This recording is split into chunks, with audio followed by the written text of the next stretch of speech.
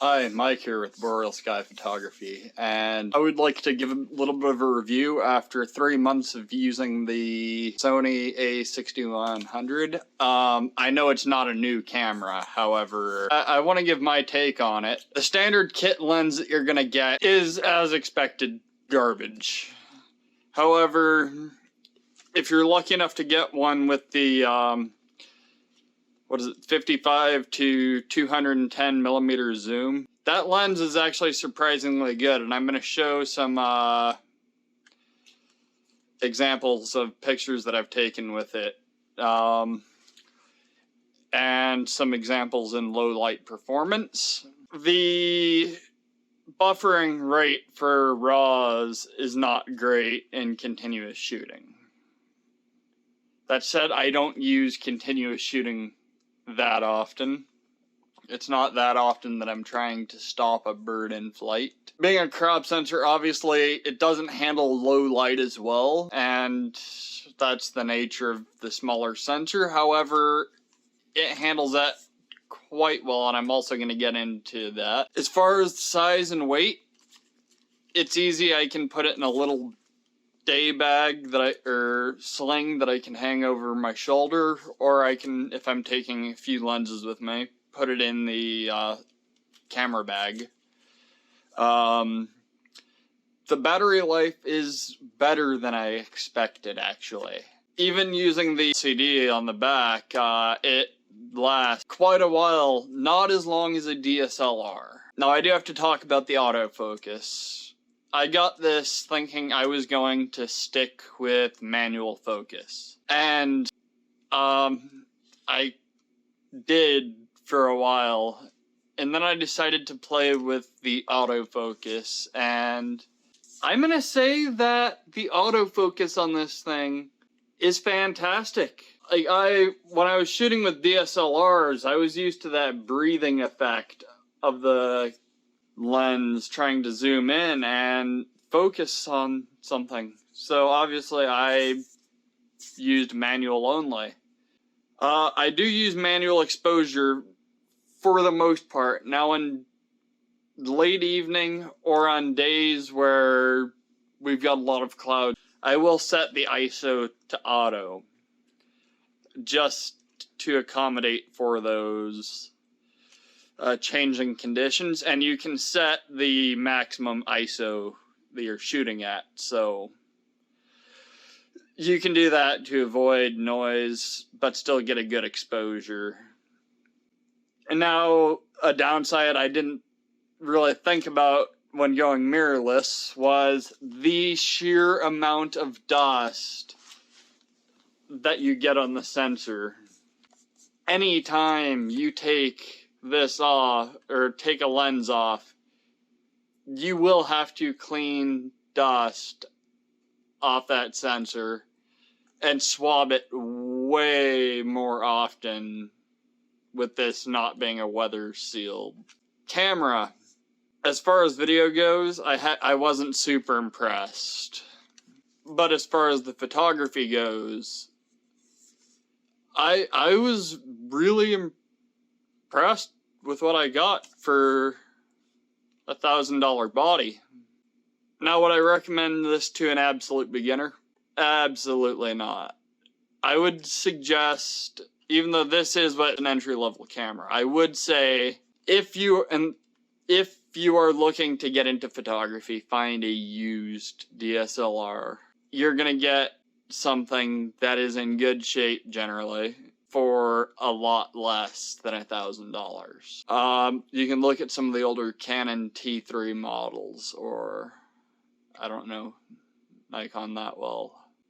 But if you're dead set on going mirrorless off the bat, which I do understand, it's kind of the way of the future, it seems like, of cameras, then yeah, I would suggest, or I would recommend this camera, or if you have a little bit more money or willing to wait a little bit longer, maybe the a6400, just because of the more solid build and the weather sealing. However, the lack of weather sealing isn't a deal breaker for me. I clean more often. Swabs aren't that expensive. So, yeah, Overall, I've been impressed with this. It definitely beats the T3i I was shooting before this, so yeah, it beats it in all categories, especially low light. Now, the fact that it actually has a built-in intervalometer is really handy if I'm shooting an extremely long time lapse, because with a plug-in intervalometer, it goes into the same port that you'd put the charging and data transfer cable into. So yeah, that built-in intervalometer is pretty nice for that. Now, I do like the external intervalometer, but if you don't have one, that's handy. Just something to think about. Something I really don't like is the way the SD cards go in. If you can see, they go in backwards, and I've heard other people complain about this. They go in backwards and they're tucked in behind the battery, which makes them an absolute pain to get to. It's also not, like I say, it's not the fastest writing camera, but yeah, it's been sufficient for me. So, like I say, this isn't a super in-depth review because this camera's been out for a few years. There are far more in-depth reviews. This is just my personal experience with it. Would I recommend it to a beginner? Yes, if they've already got a bit of experience with a DSLR or they're dead set on buying new. What to expect out of this camera? It takes decent pictures. If you're not exactly sure about the exposure in an area, you can set it to auto bracket. You can enable optical image or optical stable OSS, optical steady shot, which is in the lens. It's not in the body with this, which the 6400 does have when you're shooting handheld. Now, 90% of the time, I'm shooting on a tripod, so that's not that big of an issue to me. That said, that could be a deal breaker for somebody else. And it's not on the lens, like, it is in the lens, but it's the electronics in the lens, so you actually have to go through the extremely convoluted menu that I don't think should be on an entry-level camera. If you're gonna call it entry-level, make it entry-level. I didn't have a hard time with that, but yeah, if you want it to be an entry-level camera, make it an entry-level camera. So let's get into these pictures. When I said this handles low light decently well, I actually meant that.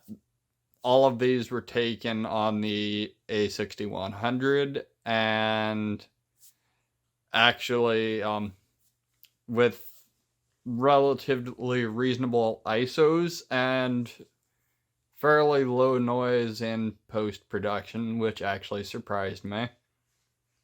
Most of these were actually taken with a shutter speed of less than a second and produced very passable results. Now, for the landscape stuff that I did, these are, admittedly, a lot of them are focus stacked. However, they are also on the a6100. So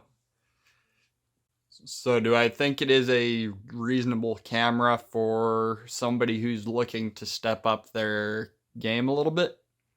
Yes, absolutely. I think it is a perfectly reasonable camera for somebody who is looking to step up their equipment. That said, equipment doesn't make the photographer. Anyways, I hope you all enjoyed, and I'll see you next week here on Boreal Sky Photography.